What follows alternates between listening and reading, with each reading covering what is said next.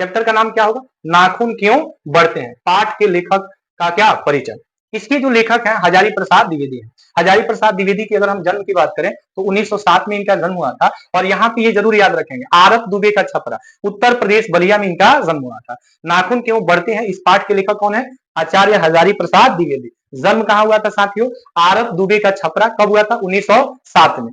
संस्कृत, प्राकृत, अपभ्रंश, बांग्ला, ये क्या है सब साथियों? ये सब भाषा है। भाषा वह माध्यम है जिसके द्वारा मनुष्य अपनी बातों को किसी से क्या करता है? व्यक्त करता है। ठीक है। अब यहाँ पे देखिए, अनेक भाषाओं और उनके साहित्य के साथ इतिहास, संस्कृति, धर्म, दर्शन और आधुनिक ज्ञान विज्ञान की व्यापकता व गहनता में बैठकर उनका अगाध पांडित्य, नवीन मानवता सर्जना और आलोचना की क्षमता को लेकर के प्रकट हुआ है। कुल मिलाकर के भाषा के ये बहुत बड़े विद्वान थे। हर भाषा का इनको ज्ञान था, चाहे ये संस्कृत की बात हो, चाहे बंगला की बात हो, अपभ्रंश की बात हो, प्राकृत की बात हो, ये सारी भाषाओं में परिपूर्ण थे। आपको बता दें कि यह जो चैप्टर है द्विवेदी जी के द्वारा लिखा गया, आचार्य हजारी प्रसाद द्विवेदी के द्वारा लिखा गया। अब क्वेश्चन ये पूछता है साथियों, मेन चीजों को हम लोग यहाँ पे देखेंगे, जो चीजें आपको याद रखेंगे।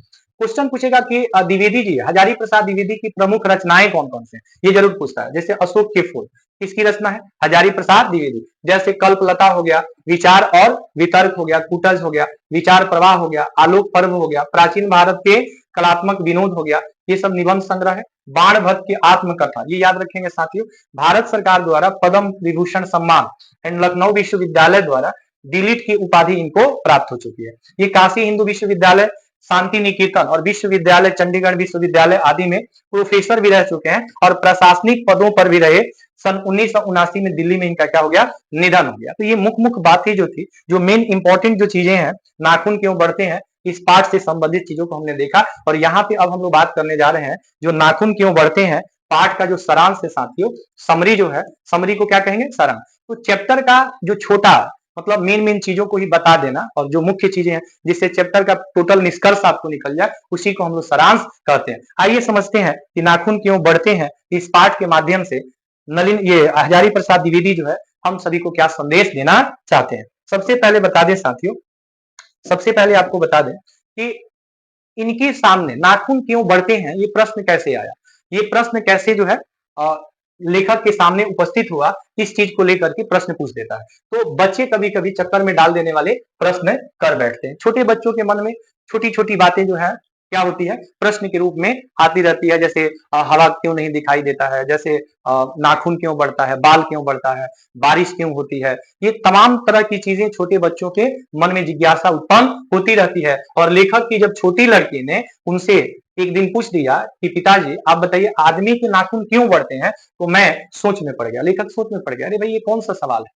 बच्चे जोड़ घटाव गुणा भाग इंग्लिश हिंदी के व्याकरण के प्रश्न पूछते हैं, कहानी पूछते हैं, कविता पूछते हैं, ये नाखून क्यों बढ़ते हैं, बाल क्यों बढ़ते हैं, बारिश क्यों होती है, ये कौन से सवाल हैं। इस सवाल को लेकर के लेखक काफी चक्कर में पड़ गया। हर तीसरे दिन नाखून बढ़ जाते हैं और कुछ दिन तक अगर नहीं काटे तो ये बढ़ते रहते हैं। माँ बाप कभी कभी अक्सर आपको डांटते रहते हैं कि अरे भाई नाखून काट लो, अब आगे नाखून जो होते हैं ना, नाखून जो होते हैं क्यों इस प्रकार से बढ़ा करते हैं, काट दीजिए, चुपचाप दंड स्वीकार कर लेंगे, पर निर्लज अपराधी की भांति फिर छूटते ही सेंट पर हाजिर। आप भूल जाएंगे कि नाखून मैंने काट दी, लेकिन कुछ दिन बाद जब फिर अपना नाखून देखेंगे तो आपको बढ़ते हुए दिखाई देंगे। बाल और नाखून जो ऐसे हमारे अंग हैं जो काटने के बाद भी ये बढ़ते हैं। और यही सवाल लेखक की छोटी बेटी ने इनसे पूछ दिया था कि आदमी के नाखून क्यों बढ़ते हैं, और इस चीज को लेकर के लेखक काफी हैरान और परेशान हो गए थे। अब हम लोग समझते हैं साथियों, कुछ लाख ही वर्ष की बात है,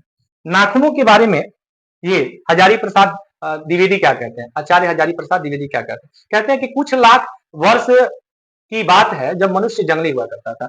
अब और तब में और अब में बहुत फर्क है।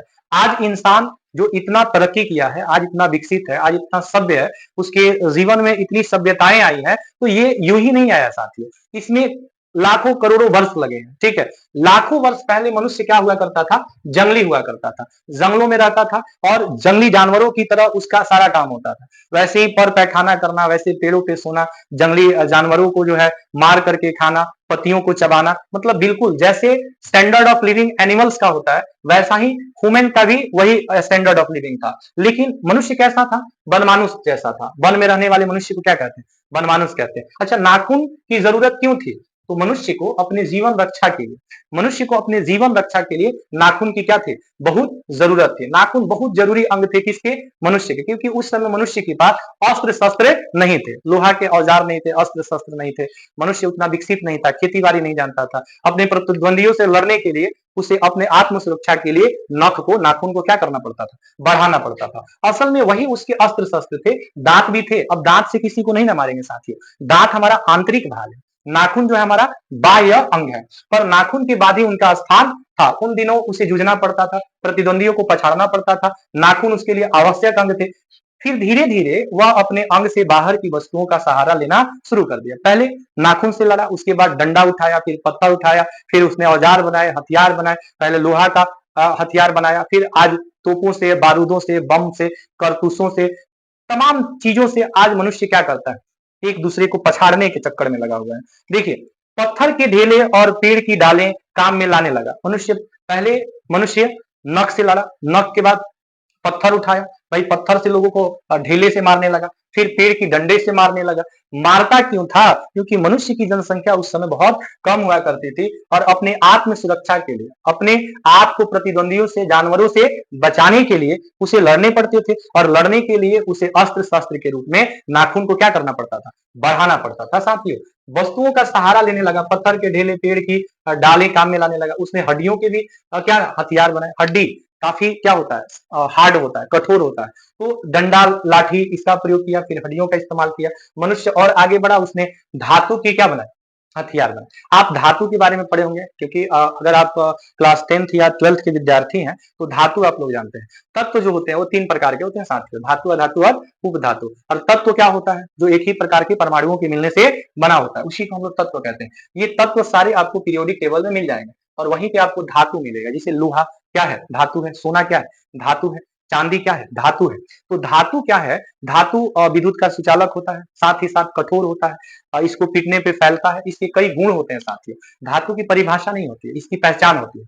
आपको बता दें कि हथियार बनाए, पतीले वाली बंदूकों ने, कारतूसों ने, तोपों ने, बमों ने, बम वर्षक वायुयानों ने इतिहास को किस कीचड़ की ओर घाट पर घसीटा है, यह सबको मालूम है। नकधर मनुष्य अब एटम बम पर भरोसा करके आगे की ओर चल पड़ा है, पर उसके नाखून अभी भी बढ़ते रहे थे। तो यहाँ पे हजारी प्रसाद द्विवेदी हमें क्या संकेत देना चाहते हैं कि मनुष्य आज इतना शिक्षित है, आज मनुष्य 21वीं शताब्दी में पहुंच गया, मनुष्य के पास इतनी ज्ञान विज्ञान है, लेकिन आज भी इसके नाखून बढ़ना बंद नहीं किया है। हालांकि हमने कई तरह के हथियारों को, कई तरह के अस्त्र शस्त्रों का क्या कर लिया? आविष्कार कर लिया, बना दिया, लेकिन फिर भी नाखून बढ़ रहा है। क्या ये अस्त्र शस्त्र, जो विध्वंसकारी यंत्र, अस्त्र शस्त्र हम लोग बना रहे हैं, ये हमारे लिए बेहतर है? तो आपको बता दें कि ये किसी भी कीमत पे बेहतर नहीं है, ये एक पशुता की निशानी है। अगर आज हम तमाम तरह के बम बना रहे हैं, एटम बम हो या तरह तरह के मिसाइल्स बना रहे हैं, तो ये कहीं ना कहीं मानवता का प्रतीक नहीं है, ये पशुता का प्रतीक है। लेकिन प्रत्येक देश अपने आत्म सुरक्षा के लिए कि दूसरा देश उसे धमकाए नहीं, डराए नहीं,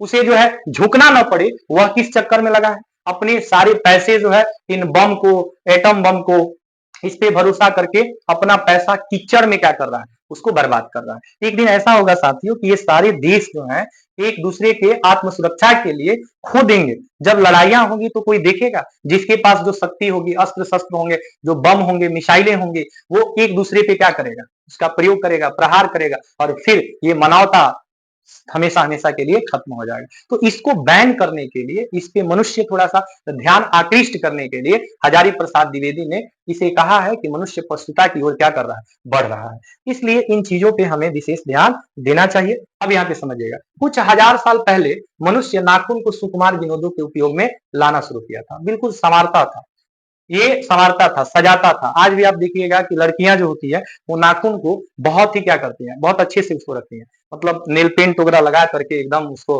लगता है कि मतलब बहुत सजाती और संवारती रहती हैं। तो कुछ समय पहले जो मनुष्य था ना, वो नख को बहुत ही सजाया